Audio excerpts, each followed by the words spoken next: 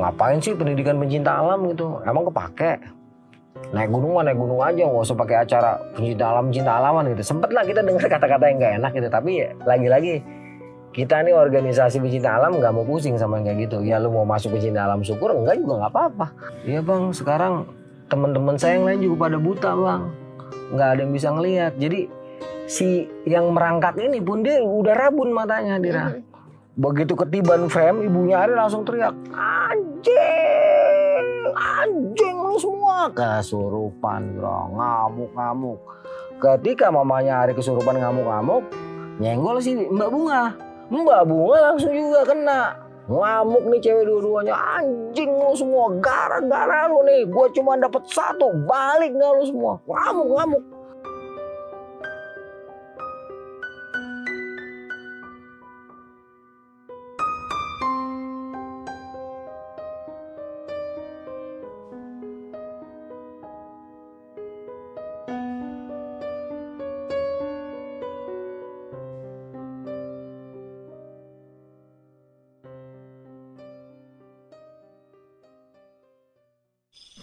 Assalamualaikum warahmatullahi wabarakatuh. Selamat malam semuanya. Selamat malam juga Kang Arya. Malam cantik. Sehat? Alhamdulillah.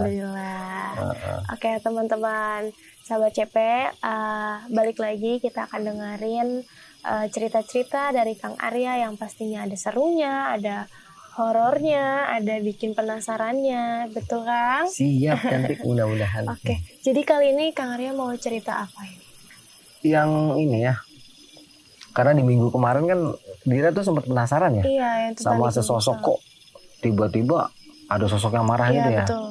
Ya itu kita jelasin aja di sini deh ya. Oke. Ini cerita di Kawah Ratu pada tahun 2003 di saat saya dan seluruh anggota tim dari OPRPG Pelibas melakukan evakuasi penurunan jenazah dari lokasi tempat beliau itu pertama kali mengalami musibah, dan ini cukup seru Dira. Oke, jadi teman-teman Kang Arya bakalan cerita tentang yang di Kawah Ratu tahun 2003 ya? Betul Dira. Ya, yang teman-teman kemarin udah penasaran banget sama kelanjutan ceritanya dari Kang Arya, langsung aja kita dengerin. Halo, assalamualaikum sobat-sobat CP. Lagi-lagi masih bersama Bidadari Angin Timur. Gua jadi Arya Sableng nih ya. Guru gua Mat Bopak masih di Gunung Gede soalnya. Kayak gini Dira. Jadi kemarin kan Kang Arya sempat cerita sekilas tuh ya, yang Dira penasaran tuh ya. Iya betul. Nah ini mau diceritain secara rinci dah ya, karena memang kejadiannya cukup cukup meninggalkan kesan ya. Dimana pada saat itu, di saat berangkat kita nggak pernah menduga sama sekali bahwa nanti di lokasi kejadian ini kita akan mengalami peristiwa yang cukup mengenaskan untuk teman-teman korban, juga keluarga korban, bahkan korban sendiri. Jadi pada waktu itu awalnya kita berniat untuk melakukan acara prapelantikan. Prapelantikan itu dilakukan sebelum kita melakukan pelantikan anggota Dira, karena kan kita organisasi. Iya. Itu di tahun 2003 ya. Cuman agak lupa bulannya Dira ya. Hari bulan tuh agak lupa. Intinya kita waktu itu berangkat seperti biasa Dira ya, dari rumah. Setelah kumpul nih di rumah almarhum nenek, ya persiapan segala macam teknisnya udah rapi, mulailah kita bergerak nih menuju ke stasiun UP. Di stasiun UP kita lanjut lagi ke stasiun Bogor. Nah dari Bogor itu nanti kita lanjut ke Cibatok Dira, karena rencana kita nanti ngelintas ya, kita naik dari Bogor, pulangnya dari Sukabumi.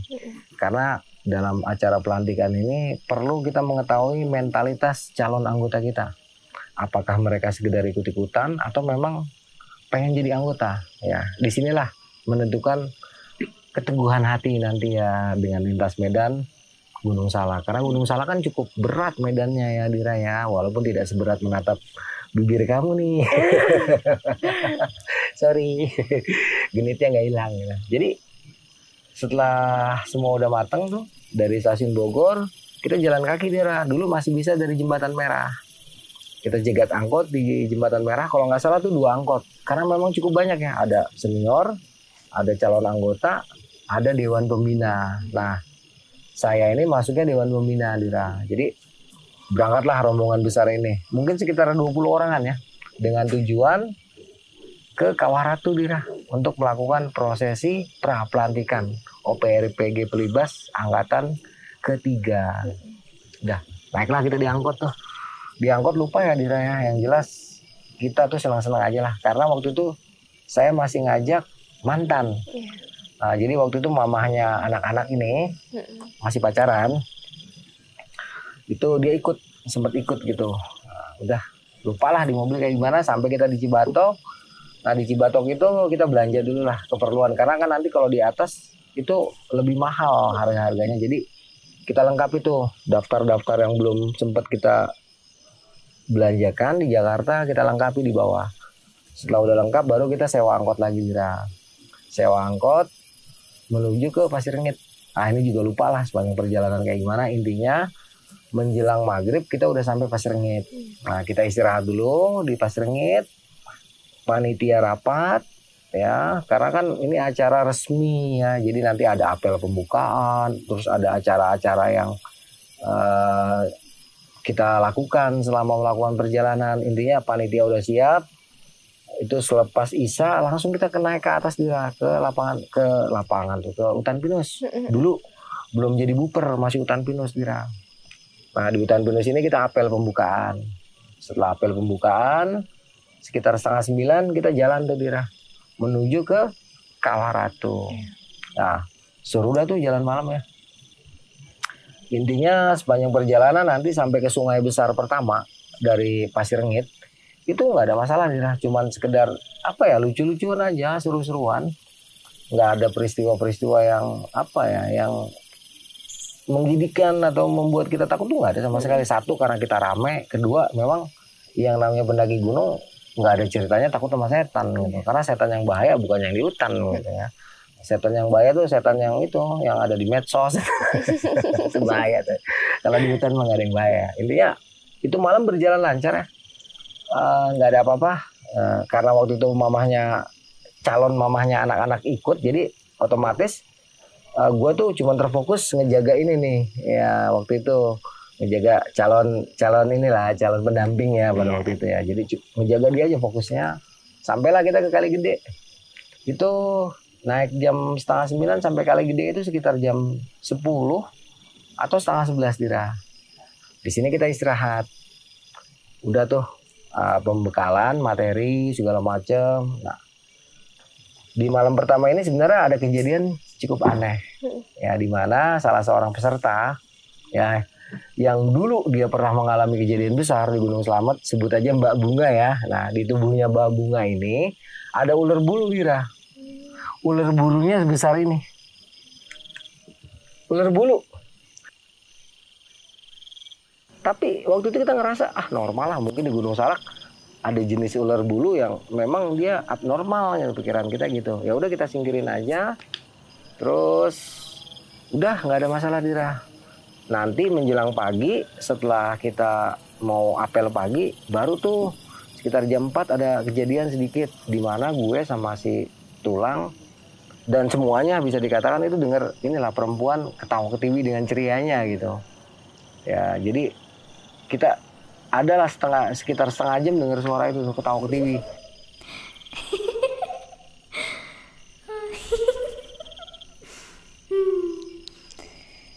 Tapi ya bukan orang Dira, soalnya posisi dia ketawa itu ada di aliran kali. Jadi nggak mungkin lah kalau itu pendaki, bukan di jalur. Kita ini sebagai anak gunung, denger yang kayak gitu, ngelihat yang kayak gitu, udahlah dianggap angin Dira. Karena apa, udah biasa. Emang itu tempatnya mereka ya, golongan KPG, kuntilanak, pocong, genderuwo. Udah biasa banget ya, jadi kita cuekin aja. Sempet kita ngobrol-ngobrol, ngebahas itu, datanglah pagi kita apel, terus kita memberikan materi ya. Setelah pemberian materi kita sarapan, baru kita jalan ke Kawaratu. Ini semua berjalan dengan lancar Dira ya. nggak ada kita kepikirannya aneh-aneh di gunung itu, apalagi pengen celaka atau ngelihat orang celaka, ngelihat setan, nggak ada Dira. Nggak ada dalam pikiran kita itu. Yang ada dalam pikiran gue pada saat itu adalah ngelihat senyum manis Dira gitu kan. buaya syang gitu. Nah intinya normal, sampailah kita ke Kawah Ratu Dira. Di sini kita pemantapan lagi materi ya. Karena mereka ini anak baru, otomatis materi awalnya tuh bagaimana sih kita menguatkan mental. Jadi istilahnya dalam kita tuh bimbingan mental lah, bimen. Bagaimana anggota kita ini kita berikan memanage mental mereka. Juga pengetahuan umum yang berhubungan dengan mountaineering, juga survival, sebagiannya materi-materi yang dasar kita kasih. Setelah semuanya udah dapet, pengaplikasiannya sedikit, kita putuskan untuk ngebase di seberang Dira. Jadi kan ini jalur Pasir Rengit, kita harus turun dulu nih, melintasi Kawah Ratu, lewatin satu sungai besar, satu sungai kecil. Nanti di ujungnya kita akan ketemu tempat yang nggak begitu besar, tapi bisa lah buat 4-5 tenda. Nah rencananya kita akan bermalam di situ untuk acara puncak. Udah kita ngelintasin tuh Dira, lintasin kawah ya. Intinya kalau ngelewatin Kawah Ratu itu jangan habis hujan deras. Karena kalau habis hujan deras itu kemungkinan besar massa gas itu terdorong ke atas oleh massa air. Karena kan massa air lebih berat. Ketika volume air dari permukaan bumi turun ke bawah dengan sangat banyak, kemungkinan besar volume gas atau massa gas yang ada di dasar keangkat. Dan yang keangkat itu bukan gas biasa, tapi sudah mengandung gas belerang yang sudah sangat beracun. Nah itu sangat berbahaya. Jadi ketika itu kita punya acuan. Kalau kita melintasi tempat-tempat seperti ini, jangan sekali-kali ketika habis hujan deras. Karena apa? Volume air turun ke bawah, otomatis di bawah gasnya bisa keangkat.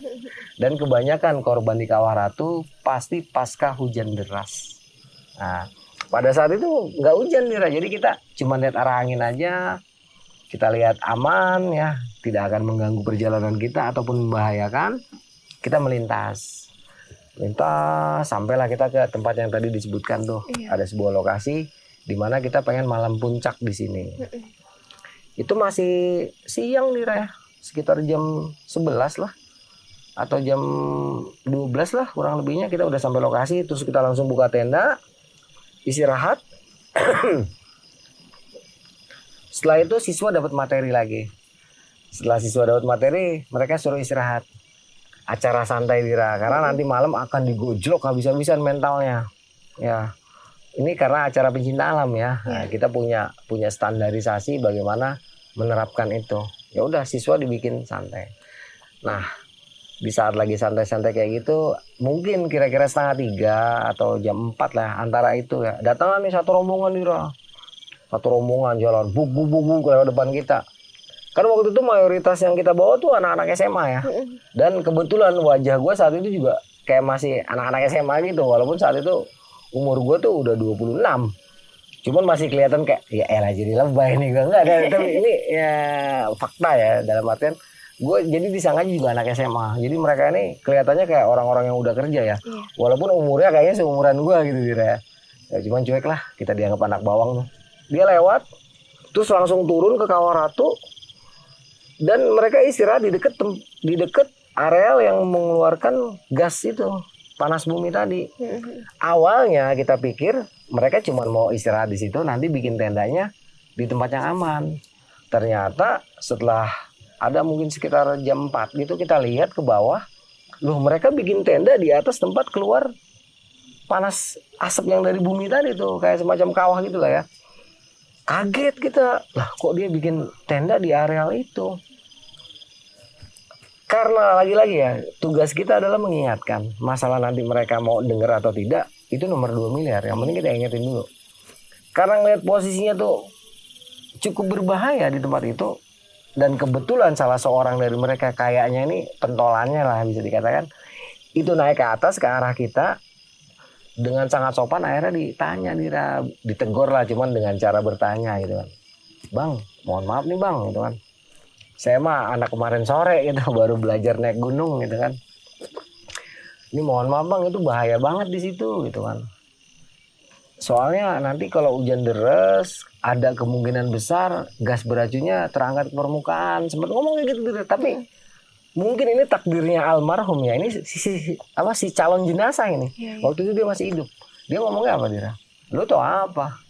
Gua nih bolak-balik Kawah Ratu. Mungkin karena dia ngeliat kita kayak anak kecil gitu kali ya. Dan waktu itu kita juga sebenarnya emosi ya. Cuman udahlah daripada ribut di sini.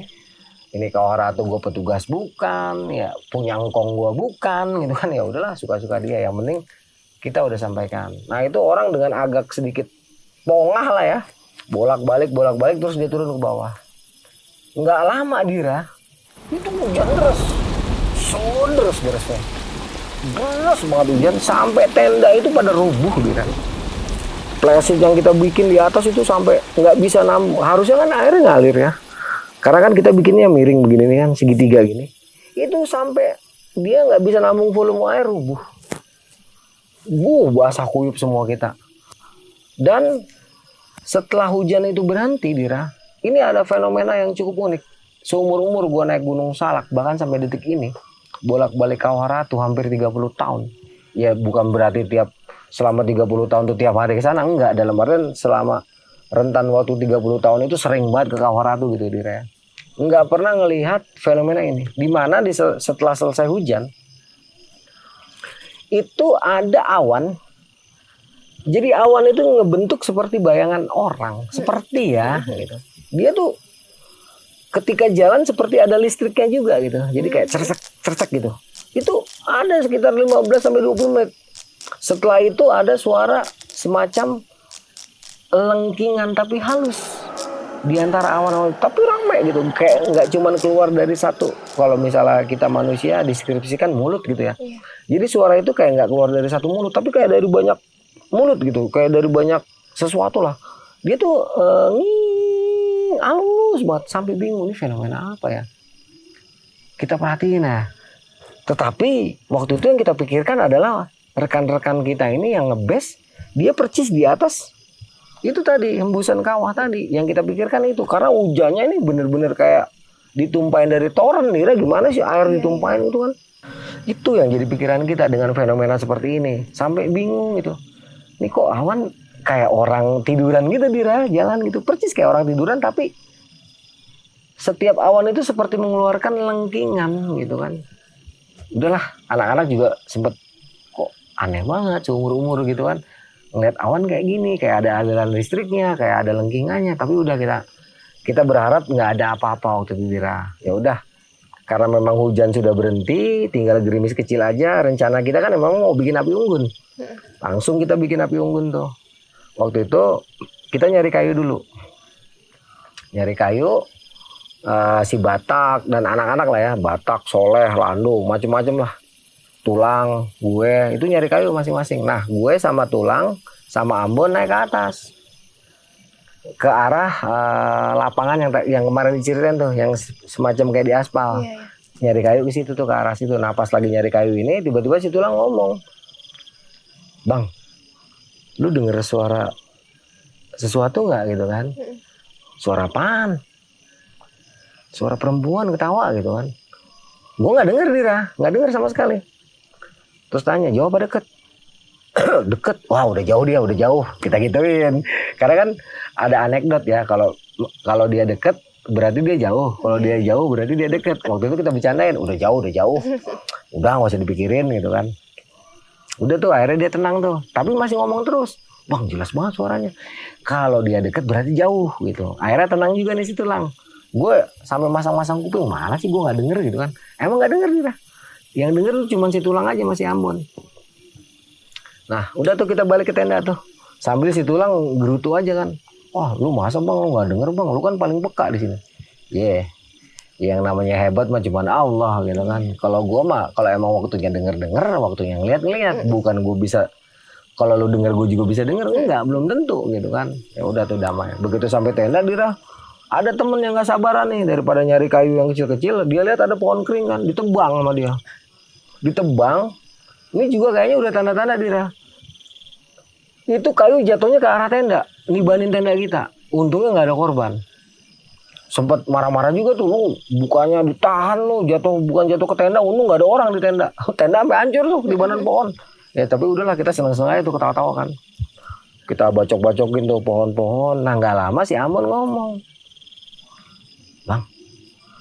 bang, kayak ada yang naik ke atas gitu kan. Mana? Dicek, coba lu samperin sama si Ambon. Begitu disamperin, disenter-senter sama dia, lah kok nggak ada gitu kan. Dicengin tuh sama anak-anak, lu salah lihat kali lo. Ya udahlah, karena kita juga melihat nih teman-teman kita yang di tempat bahaya itu juga kan, dia pada ketawa-tawa tuh, dia ya ketawa-tawa, nyanyi-nyanyi, teriak-teriak. Kita merasa kayaknya nggak ada apa-apa tuh sama mereka. Itu udah sekitar 6:30 Dira. Ya udahlah, kita lanjutkan nih acara kita, bikin api unggun. Terus siswa ini nanti akan dilepas sendiri-sendiri Dira. Jadi satu di sini. Nanti itu tapi diawasin sama senior. Tetapi mereka taunya mereka tuh sendirian. Ya udah, acara kita lanjutkan tuh. Disebar nih, siswa-siswa semua disebar sendiri-sendiri sampai setengah jam. Ya setelah itu nanti diambil lagi untuk ditanyakan apa yang mereka rasakan dan bagaimana mereka mengatasi rasa takut di saat sendirian. Ya, di saat kita lagi melakukan acara tersebut, semua berjalan lancar, siswa balik semua. Nah begitu siswa udah kumpul semua di tenda, kita lagi kumpul bikin api unggun, di bawah kelihatan tuh api unggun Dira. Naik, mati. Kita waktu itu berpikir gini, alhamdulillah nggak ada apa-apa ya. Tenanglah. Mereka yang tadi teriak-teriak, bahkan dengan kata-kata yang mungkin sedikit, ngapain sih pendidikan pencinta alam gitu, emang kepake. Naik gunung aja, nggak usah pakai acara pencinta alaman gitu. Sempet lah kita dengar kata-kata yang nggak enak gitu, tapi lagi-lagi kita nih organisasi pencinta alam nggak mau pusing sama yang kayak gitu. Ya lu mau masuk pencinta alam syukur, enggak juga nggak apa-apa. Gitu, nggak ada paksaan di sini. Ya kita cuekin tuh. Nggak lama mereka tuh hening tuh Dira. Hening lah, ada sampai sekitar jam 8-an mereka hening. Di saat kita lagi asik-asik depan api unggun, kita nggak nyanyi-nyanyi, nggak, kita cuma ngobrol kan. Nanyain siswa tadi sendiri gimana, apa yang dirasakan, terus bagaimana cara mengatasi rasa takutnya. Di saat kita lagi ngobrol-ngobrol kayak gitu, tiba-tiba ada yang merangkak Dira. Merangkak ke arah tenda kita. Dia ngerangkak, begitu sampai tenda kita pucet mukanya. Terus langsung ngomong, bang, mohon maaf siapa ketuanya di sini gitu kan. Kebetulan waktu itu perwakilan dari Dewan Pembina, kan saya ketua Dewan Pembina gitu. Cuman saya gitu, pembina yang lain kayak Bang Cepe, Bang Anang gitu kan, Bang Babe pada nggak ikut. Yang ikut kebetulan saya doang. Jadi saya bilang, kebetulan gue di sini ketua Dewan Pembina. Ketua umumnya ada, cuman lagi sibuk nih ngurusin anggota. Ada apaan bang? Langsung dia mau nangis Dira. Bang, teman saya pingsan gitu kan. Pingsan? Dari jam berapa? Dari tadi bang, habis maghrib. Nah, terus? Iya bang, sekarang teman-teman saya yang lain juga pada buta bang. Nggak ada yang bisa ngelihat. Jadi si yang merangkak ini pun dia udah rabun matanya Dira. Jadi dia ngerangkak itu karena rabun-rabun gitu, akhirnya sampai ke tempat kita. Itu emosi naik Dira. Karena apa? Karena tadi siang kan kita udah bilangin gitu kan. Gitu ya. Udah kita ingetin, tapi mohon maaf mungkin karena seperti ini takdirnya ya, dibikin kita jadi benci lah, sebelah. Ada sesuatu hal yang membuat ini memang harus terjadi gitu kan. Sempet naik darah, sempet ngomong, kan sempet nunjuk nih, spontan. Lah kan tadi gue udah bilangin, lu pada ngotot, lu ngatain gue lah kemarin sore. Ya udah sekarang gimana? Yang buta-buta itu udah di luar tenda bang, cuman yang satu, yang pingsan masih di dalam tenda. Nah ini teman-teman, jikalau menghadapi situasi seperti ini Dira ya, di mana kita harus melakukan sebuah pertolongan kepada korban di tempat yang di situ diperkirakan ada gas beracun. Ini nggak boleh men. Solidaritas spontan langsung nyamperin korban. Ini nggak boleh Dira. Karena bisa jadi kita akan jadi korban berikutnya.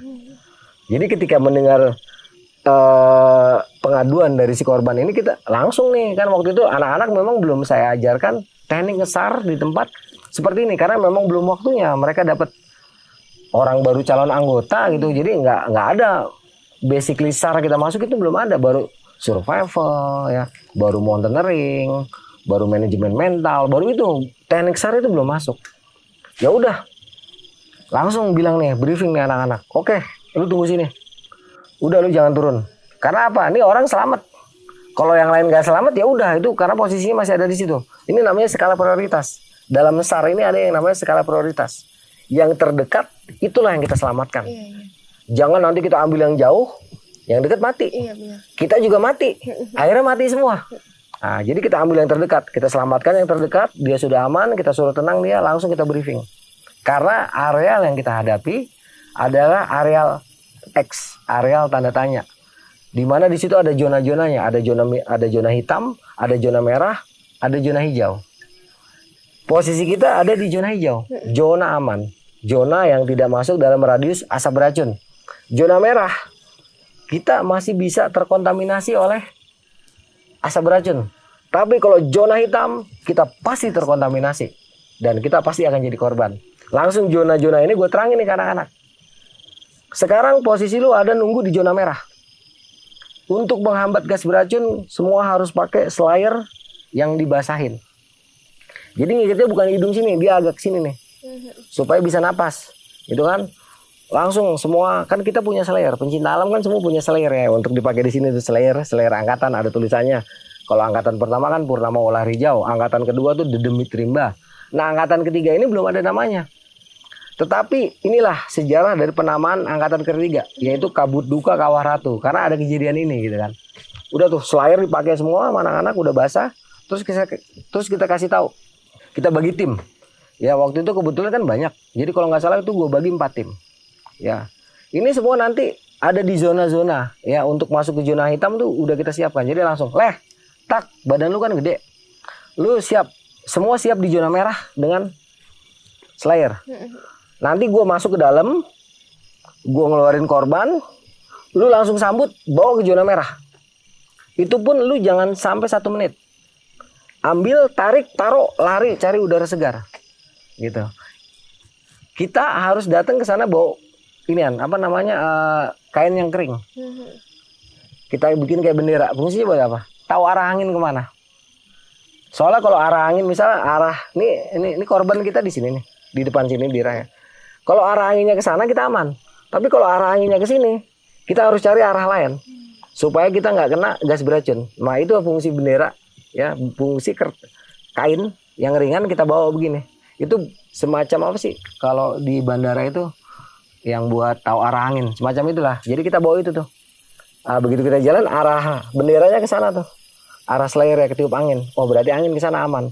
Langsung kita ada di zona merah tuh, ada 4 orang. Siap semua? Ya karena ini gue cuma ngambil, ngeluarin dari tenda, gue taruh depan tenda. Itu pun resikonya nyawa Dira. Ini taruhan nyawa nih kita. Jadi anak-anak waktu itu belum pernah ngesar. Yang tim SAR ya cuma gue seorang gitu. Karena yang lain belum diajarin teknik ngesar kan. Begitu udah siap turun, yang pertama kita selamatkan, yang ada di zona merah itu orang-orang yang buta. Jadi ada cewek 3, cowoknya 4. Apa 3 gitu kan. Karena yang 1 udah di atas. Langsung itu kita selamatkan dari zona merah, kita bawa ke zona hijau. Wah itu separuh mati Dira. Karena mereka buta semua, buta sementara. Jadi benar-benar nggak bisa ngelihat. Wah itu gedubrak nggak karu-karuan. Setelah orang-orang yang udah kita selamatkan ada di zona hijau, sudah ada di tenda kita, baru kita balik lagi nih tim.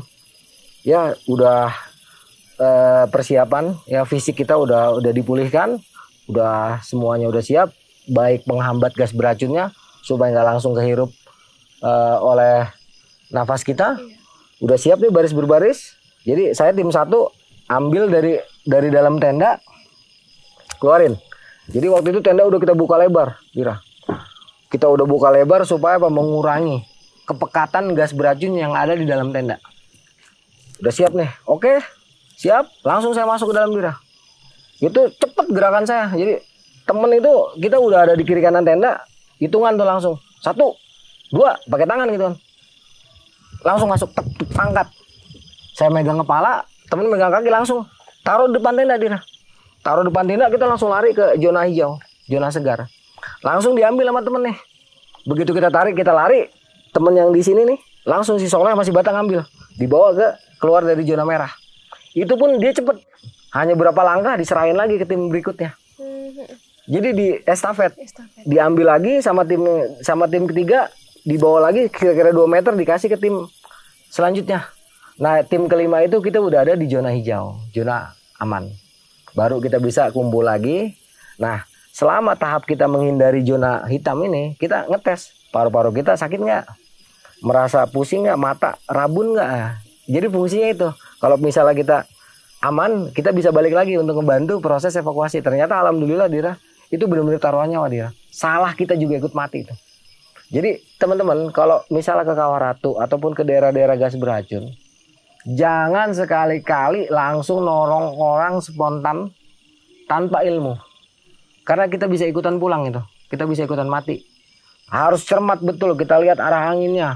Ya, bahkan itu masa gas beracun itu dia kalah sama O2. Kita kadang-kadang kalau nggak sengaja nyium tanah itu selamat. Karena masa gas beracun itu dia nggak nyampe ke dasar tanah. Yang sampai ke dasar tanah tuh hanya O2. Dia selalu kalah sama O2. Itu salah satu teknik menyelamatkan diri, tetapi tidak ada di zona hitam. Kalau di zona hitam mau lo nempelin hidung ke tanah juga lewat. Gitu, udah nggak ada cerita itu. Nah, disinilah jangan sekali-kali nolongin orang yang kena semburan gas beracun yang ada di zona hitam tanpa ilmu. Karena kita akan ikut sama dia. Jadi kayak tadi tuh prosesnya harus ada menghalang supaya udara nggak langsung terhirup tuh gas beracunnya pakai kain basah. Ya, karena kain basah itu bisa menetralisir. Tapi dia juga nggak lama, mungkin 3 atau 4 kali tarikan napas itu udah bisa tembus. Makanya pergerakannya harus cepat dihitung kan. Makanya ngitung aja nggak berani buka mulut dia. Langsung angkat, taruh, kita lari. Karena apa? Kita nggak mau jadi korban gitu. Nah, singkat kata, setelah itu semua udah berhasil kita laksanakan, kita angkat di korban ke atas. Nah, waktu itu gue udah posisi nunggu di zona aman. Udah siapin ini nih matras sama tenda kayak gini, persis kayak gini nih. Korban datang, ditaruh nih di depan tenda, Dira. Gitu, udah digeletakin, korban begini nih. Gue inget banget ya, almarhum Mr. X. Dia tarik napas, terus dia ngebanting lehernya ke kiri. Glek. Kaku Dira. Pegang nadi masih ada. Tek tek gitu. Tapi lama-lama lemah hilang. Pegang sini juga nih. Oh, hilang. Pegang jantung, hilang. Di sini juga nih teman-teman, harus pandai yang namanya menyiasati suasana. Nggak kebayang rekan-rekan korban yang mentalnya sudah hancur, sudah down, harus mendengar pada saat itu juga ternyata rekannya meninggal. Ini jangan sampai temennya tahu kalau temennya ini udah meninggal. Nah, di sini lagi teknis ya untuk menjaga situasi dan kondisi untuk tetap kondusif. Bagaimana rekan-rekan korban setelah mereka mentalnya siap, baru kita kasih tahu kalau rekannya ini udah meninggal. Jadi ketika kita ini semua udah tahu, jadi kan yang pertama tahu dia meninggal gue, langsung gue panggil anak-anak, kasih kode. Kan kita punya kode. Ya, kita kasih kode. Ini orang udah meninggal. Tolong seluruh anggota organisasi dikasih tahu ini orang udah meninggal dan jangan dikasih tahu teman-temannya. Karena teman-temannya dalam keadaan stres, buta. Ya, jangan sampai mental mereka kehajar lagi. Nanti kita akan evakuasi lebih banyak orang lagi. Kalau mereka yang masih bisa kalau mereka yang selamat itu mentalnya bagus, kita enak nuruninya. Nggak tergoncang mentalnya, ya. Tapi kalau mereka sudah hancur mentalnya, repot kita. Kita akan nurunin orang banyak yang mentalnya hancur, yang nangis, yang kesurupan lah segala macam. Karena udah pengalaman di gunungnya, pengalaman ngesar gitu. Udah tuh, bilangin semua nih ke anak-anak. Jadi kalau ada temennya nanya, Bang, almarhum belum almarhum, Bang, Mr. X gimana kabarnya? Wah, pingsan. Udah dia udah pingsan, tidur. Padahal udah nggak ada Dira.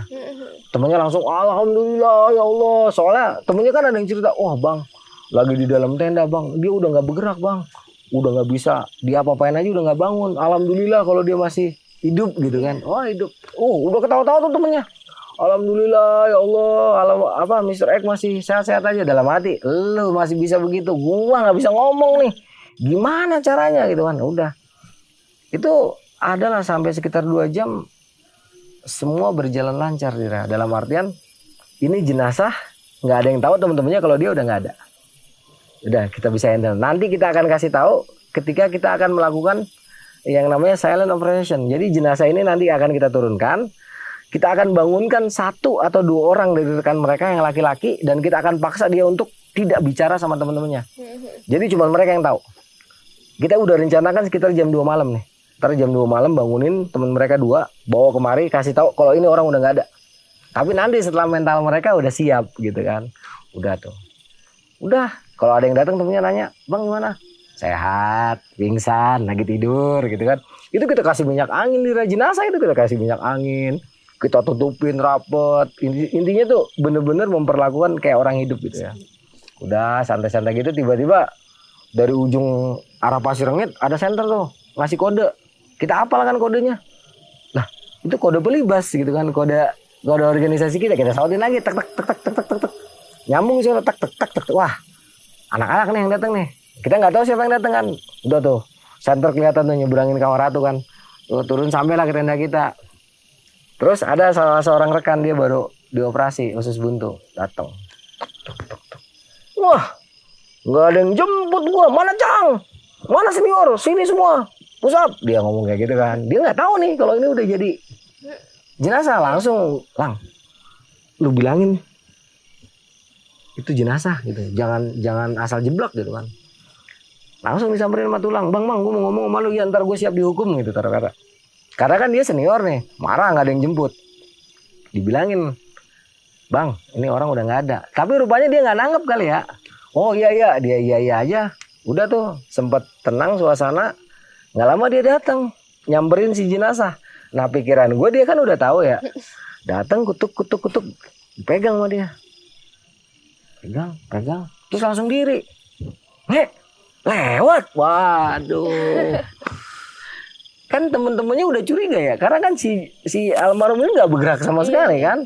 Begitu dengar teman gue teriak, lewat.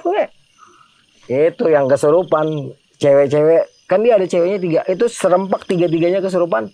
Dan di rombongan gue kan ada cewek 4-4-nya cewek kesurupan, langsung kayak orang ngidam. Jadi langsung gitu. Itu semua cewek lah, mendadak ngidam semua nih. Gila juga kerjanya cepet gitu kan. Langsung ngidam semua. Itu bener langsung wah. Kita bingung kan. Langsung kita pegang, 1 sembuh, sadar, 1 kesurupan. 1 sembuh, 1 sadar, yang udah sadar tadi kesurupan. Itu terus begitu. Akhirnya ini suasana udah kacau balau. Langsung udah nih jenazah turunin. Langsung tuh temennya yang laki-laki kita panggil semua. "Bang, terima nggak terima, suka nggak suka, ya inilah konsekuensinya. Saya nggak nyalahin kamu, gua nggak nyalahin lo. Ini udah takdir. Sekarang udah nggak usah disesalin, nggak usah dipikirin bagaimana cara bawa almarhum turun ke bawah dan situasi bisa terkendali. Lu harus tanggung jawab sebagai teman-temannya. Gua bantu di sini." Akhirnya sambil nangis-nangis tuh, ya bang. Ya udah, langsung kita bentuk tim jenazah. Langsung kita, karena ini udah jenazah, tekniknya kita nggak bawa pakai tanduk. Itu bikin repot. Jadi langsung kita bungkus pakai matras. Karena udah jenazah kan, kita langsung bungkus pakai matras, kita ikat. Udah pakai tandu 1 tuh. Cuman pakai kayu doang 1. Udah siap. Teman-teman korban tuh masih kesurupan. Sadar begitu juga rombongan cewek dari kita sama kayak gitu. Udah langsung itu semua cewek-cewek kita kumpulin dalam 1 tenda, terus diawasin sama senior lain. Kalau gua kan harus nganter nih masalahnya sampai ke lapangan. Jadi ketika udah siap, tim 1 kan, jadi jenazah itu 2 di belakang, 2 di depan, terus cadangan 2-2 ngiringin nih, cadangan untuk setengah jam pertama. Terus ada lagi pembuka jalur di depannya. Pembuka jalur, terus di belakang ada sweeper. Nah di belakang sweeper tuh nanti ada tim cadangan lagi 4-6 orang untuk ganti. Dan itu masing-masing punya kode. Semua perjalanan turun itu harus ada leadernya, harus ada komandannya. Dan komandan ini yang ngasih tahu, jangan ke kiri, jangan ke kanan, awas batu, awas istilahnya. Selama yang bawa jenazah itu dia hanya fokus ke jalan, sementara yang leader di depan ini yang ngasih tahu, awas jangan kiri, awas jangan kanan, awas lubang gitu. Dia yang ngasih tahu. Setelah instrumen itu terbentuk, langsung jalan. Waktu itu gue nggak sadar dia kalau bakal balik sendirian kan. Udah, jalan tuh. Jalan ke lapangan, masih rame-rame tuh. Sambil la ilaha illallah, la ilaha illallah, la ilaha illallah. Bayangin, tengah malam gotong jenazah di Gunung Salak. Itu jangan tanya, Dir. sebelumnya itu ada cerita dari 2 orang anggota yang diutus untuk nyari radio. Nanti ada cuplikannya, bisa didengar dari orang yang langsung ya, yang mengalami ya. Jadi versinya dia aja ada nanti cuplikannya, biar dia aja nanti dimasukin.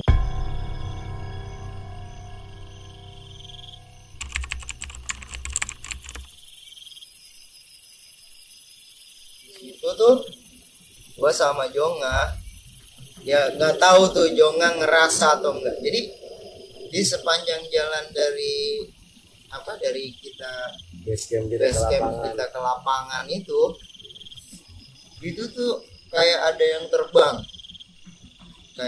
terbang, itu ngehajar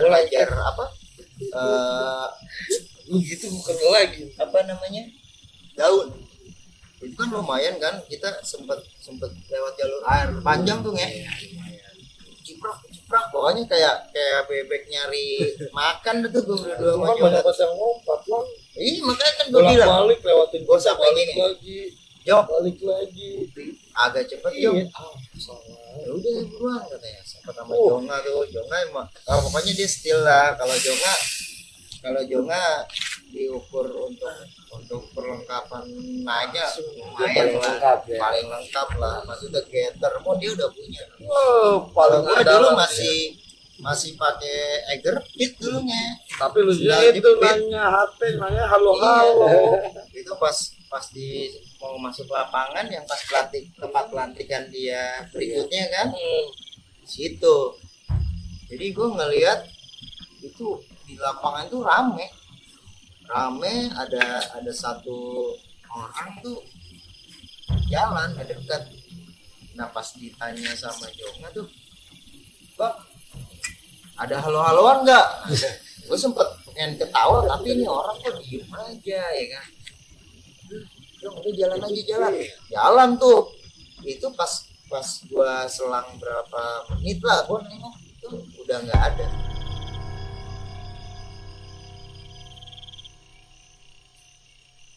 Udah tuh kita jalan, cuplak sampai tuh ke lapangan Dira. Begitu sampai lapangan anak-anak gue briefing lagi. Komandan regunya kan si Lando, Dok, lu tolong yang rolling, lu anggota harus rollingan gotong itu kapan aja, tolong lu yang rolling, tolong lu yang atur, lu komandannya. Atur semua supaya korban ini sampai ke bawah. Nanti gue usahakan di radio untuk cari panggilan lagi gitu kan. Ya udah tuh. Terus anak-anak semua juga yang pada ikut rombongan jenazah udah dibilangin. Ini teknis penurunan jenazah seperti ini. Ya, tolong ikutin kalau mau aman. Ya, karena ini proseduralnya, SOP-nya. Ya, kalau mau enak kayak gini ya udah pada ngerti. Udah tuh pada balik Dira. Pada balik tinggal gue sendirian di lapangan. Gue baru inget lah iya gue sendirian Diego gitu kan. Mana habis nganter jenazah dalam hati. Tapi kan kita harus balik karena apa? Di tenda kita kan banyak perempuan-perempuan yang lagi kesurupan kan. Ya udahlah. Bodo amat dah, mau ketemu setan kayak, mau ketemu apa kayak bodo, jalan tuh Dira. Sepanjang perjalanan dari lapangan sampai ke lokasi kita mengebuka tenda itu jangan ditanya Dira. Masya Allah. Itu di belakang itu kayak ada yang nempel. Sama kan itu jalurnya basah ya, air. Jadi di depan itu kayak ada yang jalan kecepak gitu. Kecepak, bolak-balik. Wah, itu udah gimana rasanya ya? Sendirian habis gotong jenazah. Tengah malam. Iya. Jadi kita tuh maju kena, mundur kena, airnya udah hidup mati Allah yang ngatur. Iya. Ini gue selamat nggak selamat urusan Allah. Kan bawa golok, cabut aja golok. Jalan itu rasanya di belakang kayak ada yang nempel, nggak tahu siapa ya. Itu sampai anget rasanya Dira. Kayak ada yang apa sih nempel gitu, cuman udah cuek aja bodo amat jalan. Sepanjang jalan tuh kayak ada yang cepak. Aduh, bodo amat. Nggak tahu lah itu, kayaknya lama banget ya. Apa karena mental kita lagi tertekan, jadi kayaknya sampai ke tenda itu lama banget. Padahal emang aslinya cuma setengah jam. Cuman itu kayak berjam-jam, bodo amat lah. Di neraka perjalanan itu ngerasa, udah gue nggak pikirin dah. Itu banyak banget Dira ya, sampai bingung jelasinya gitu. Terus sampai itu udah silent ternyata. Ternyata cewek-ceweknya udah pada sadar tuh. Udah pada sadar. Waktu itu kan kita taruh bukan di tenda yang tempat naruh jenazah. Ya, jadi di tenda inilah, di tenda grup gitu ya, tenda grup kita. Nah, udah nih malam ini karena berpikir gini, jenazah sudah kita turunkan, ya sudah tidak ada apa-apa lagi. Cewek-cewek itu kita taruh karena tenda yang di depannya jenazah itu lebar, Dira. Tenda untuk 6 orang atau 7 orang, tenda dum tapi yang gede gitu kan. Langsung gue bilang udah cewek-cewek di situ. Pertama cewek-cewek ini pada nggak mau, Dira. Oh enggak, itu kan buat taruh jenazah gitu kan. Nggak apa-apa. Orang yang udah mati ya udah, selesai, putus urusannya, nggak ada. Teori, Dira. Akhirnya karena kita iming-imingin aman, terus kita tungguin gitu kan.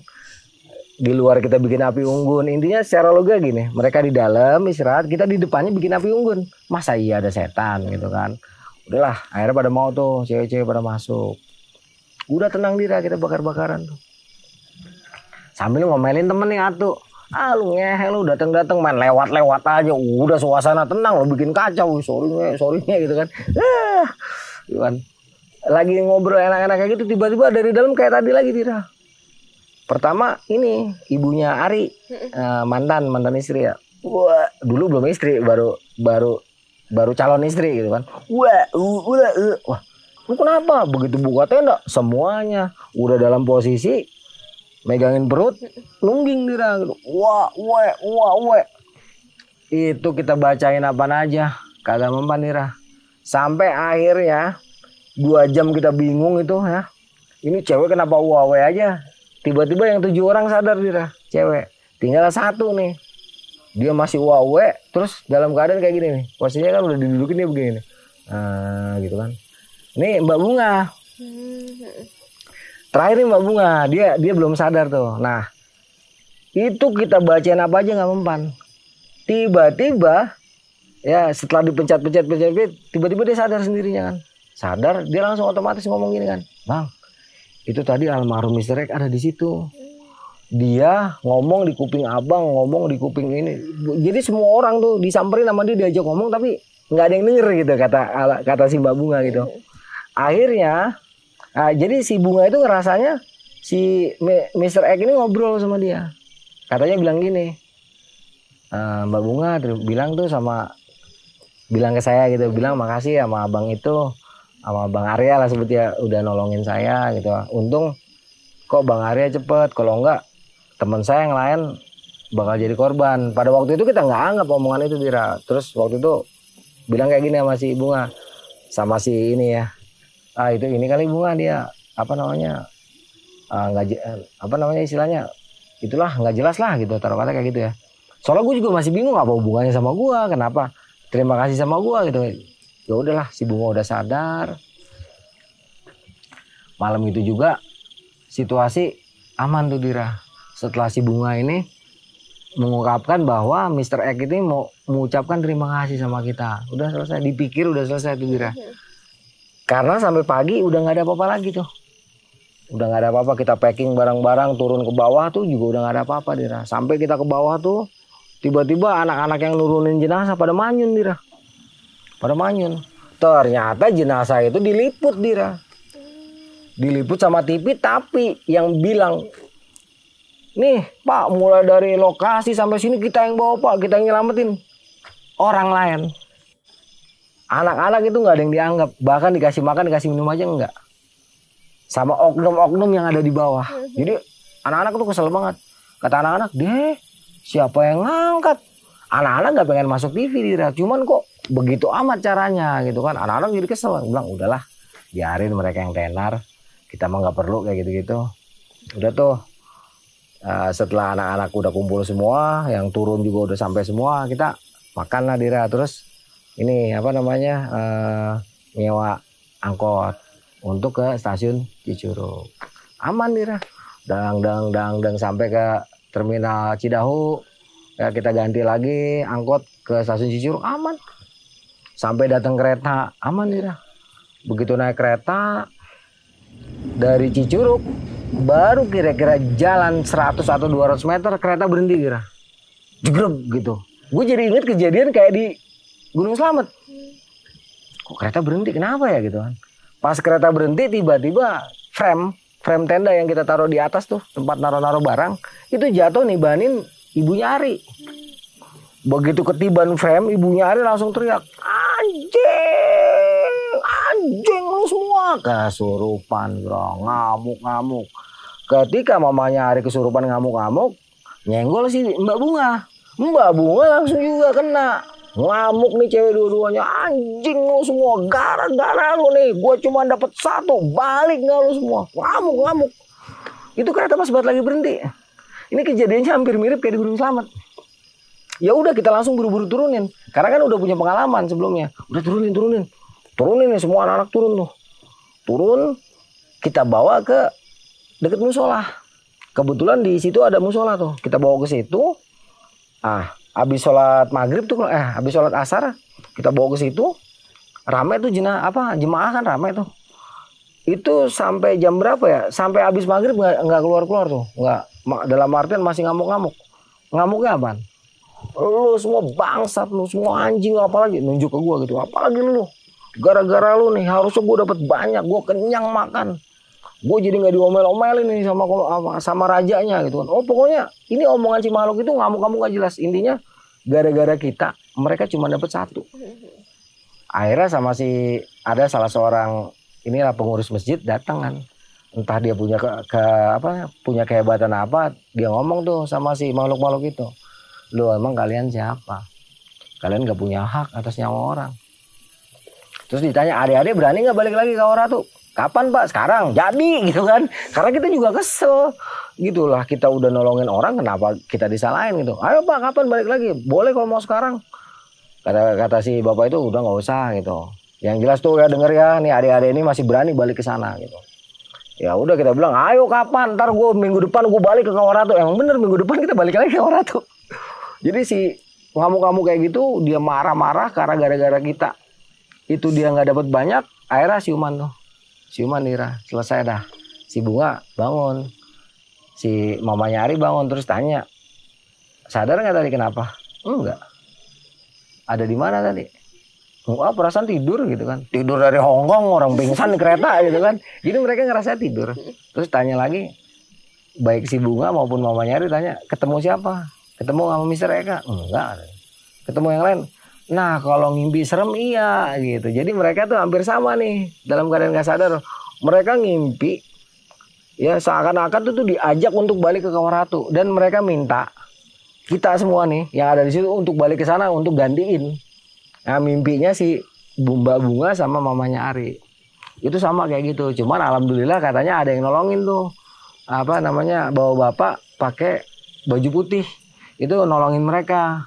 Terus mereka dikasih lihat kayak jalan, ngikutin jalan itu, ketika keluar kayak ada semacam pintu transparan, mereka siuman gitu Dira. Jadi kita waktu itu lah gila juga nih. Ya udahlah.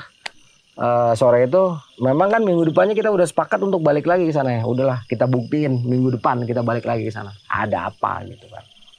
Singkat kata sampai datang tuh pagi. Sebenarnya banyak kejadian di sini, tapi lucu-lucu. Karena apa? Teman ada yang berantem, sepatunya ketinggalan suruh ngambil, segala macam, nah aneh-aneh dah pokoknya. Intinya tuh seru. Datang pagi, kita karena waktu itu kita udah di tengah-tengah antara stasiun Cicurug sama stasiun Maseng kalau nggak salah. Akhirnya kita naik bis, mobil 3/4 tuh ke terminal Baranang Siang. Sepanjang perjalanan ini udah nggak ada apa-apa Dira, aman. Sampailah kita ke rumah masing-masing Dira ya. Begitu di rumah baru nih ada kejadian seru-seru lagi Dira. Begitu sampai kan gue nganterin dulu ibunya Ari nih pulang, terus bilang sama ibunya Ari, kamu kalau ada apa bilang gitu. Namanya kita kan calon suaminya ya, bilang gua bantai aja gitu kan. Iya Mas, kata dia, nggak ada apa-apa katanya. Ya udah pokoknya kalau ada apa bilang lo ya sama gua. Iya. Udah setelah mamanya Ari kita rasa aman, udah di rumahnya, pulang ke rumah Dira. Itu sekitar 7:30 sampai rumah. Gerah dong, pengen mandi ya nggak. Udah tuh buka. Nih masuk kamar mandi, buka baju, bugil lah ya. Lagi bugil, lagi mandi. Kaget Dira. Kan di belakang itu ada cermin. Di belakang kamar mandi kan ada cermin. Dulu kamar mandi gue yang lama. Dalam hati gue kok kayak ada sesuatu ya. Cuman udah merinding banget Dira. Mana dalam keadaan telanjang namanya mandi kan. Akhirnya gak ketahanan juga nih. Nengok ke belakang. Begitu nengok ke belakang, ada sosok almarhum. Senyum Dira. Sosok almarhum senyum. Mungkin maksudnya dia bahaya. Cuman kan kita ngelihatnya kaget. Itu masih telanjang bulat, keluar dari kamar mandi lari ke kamar, untung gak ada yang lihat Dira. Begitu sampai kamar, buset gue telanjang bulat keluar dari, untung gak ada yang lihat. Kalau ada yang lihat bonus nih gitu. Udah tuh diem tuh di kamar, terus buru-buru pakaian. Nah pas gue lagi bengong-bengong gitu mikirin gitu ya, buset, gila gue disamperin di sini gitu kan. Cuman ya udahlah, lagi nenangin diri, tiba-tiba dengar suara ini orang lari-lari, terus ngetok-ngetok jendela. Bang gitu kan. Kaget nih kayak suaranya tulang. Bang gue mau masuk gitu kan. Lu kenapa Lang? Bukain pintu gitu kan. Udah gue ke depan bukain pintu terus langsung bawa ke kamar. Lu kenapa Lang?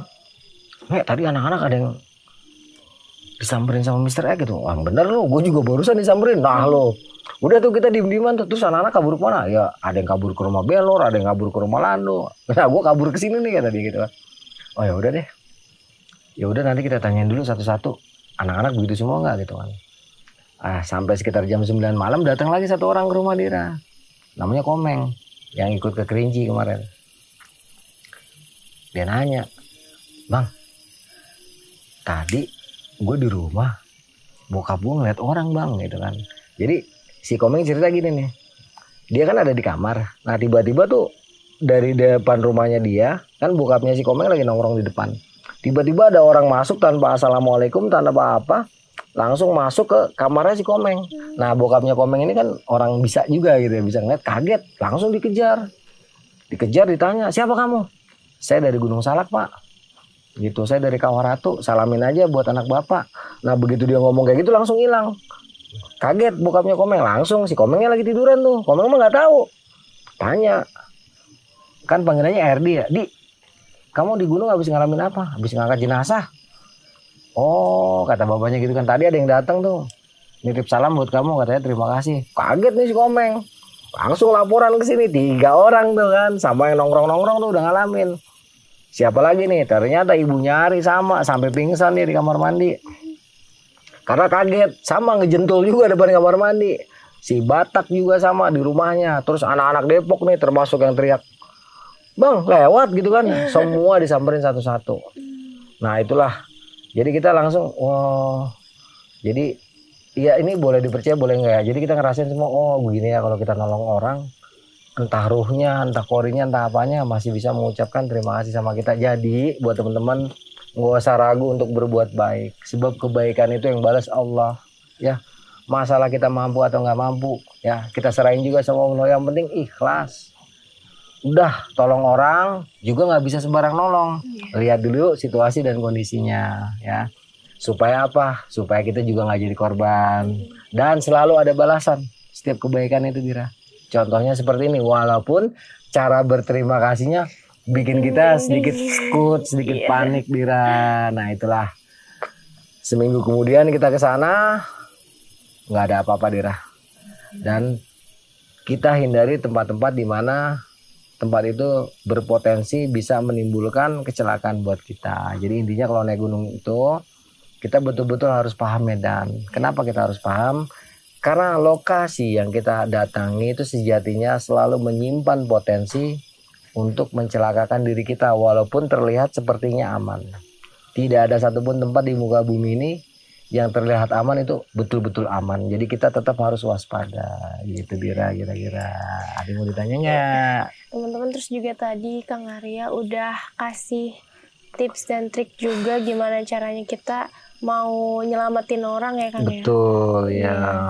Soalnya kalau nggak ada ilmunya kita juga jadi korban Dira. Iya. Jangan sampai kita juga ikut jadi korban ya Kang ya. Betul Dira. Niatnya mau nyelamatin malah jadi korban juga. Malah jadi korban juga gitu. Jadi jangan sembarangan juga karena segala sesuatu tuh ada ilmunya gitu Dira. Oke.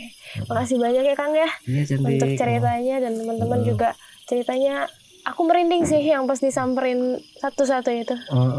Sama aku juga merinding Dira, karena diliatin kamu. Kalau aku merindingnya dengar ceritanya sih. Aku nggak bisa ngeliat aku sendiri gitu. Ya, alhamdulillah kalau gitu. Masuk. Oke, makasih banyak ya Kang ya Oke, untuk ceritanya cantik. malam ini. Teman-teman semuanya jangan lupa terus saksiin cerita-cerita dari Kang Arya. Pastinya masih banyak banget cerita-ceritanya. Insya Dan Allah. jangan lupa like, comment, subscribe, dan juga dinyalain tombol loncengnya. Betul. Biar selalu update sama cerita-ceritanya Kang Arya. Siap. Betul. Oke, makasih Kang. Selamat malam. Wassalamualaikum warahmatullahi wabarakatuh.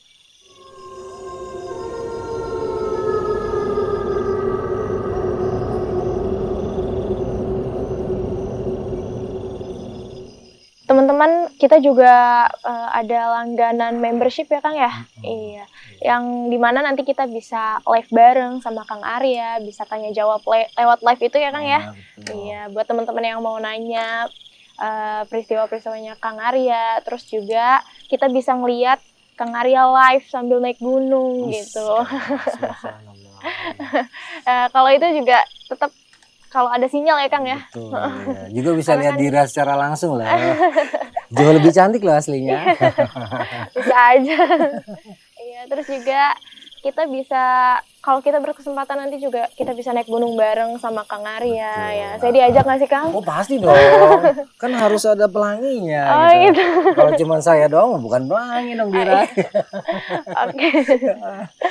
Oke teman-teman, jangan lupa berlangganan membership biar kita bisa ngelakuin hal itu semua bareng sama Kang Arya. Oke, terima kasih.